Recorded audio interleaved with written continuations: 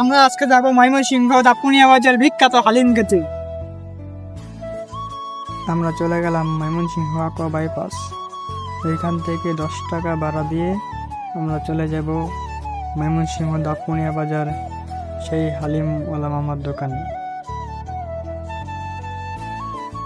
দোকানে প্রচুর ভিড়, দেখেন মানুষ দাঁড়ায় আছে হালিম খাওয়ার জন্য।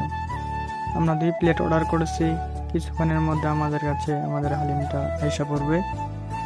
হালিম তৈরি করতেছি।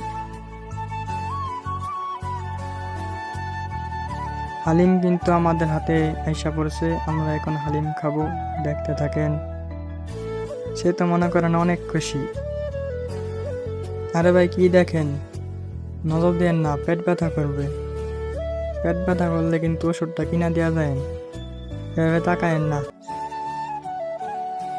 হালিম খাওয়ার পর চিন্তা করলাম দাপুনিয়া বাজার আসছি যখন, সেই বিখ্যাত মামার মালাই চা খাওয়াই যায়। পরে মামাকে বললাম আমাদেরকে 2 কাপ চা দেন। মামা আমাদের চাগুলো বানাইতেছে।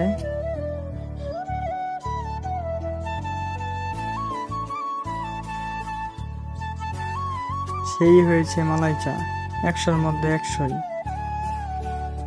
দেখা হবে পরবর্তী ভিডিওতে, ভালো থাকবেন।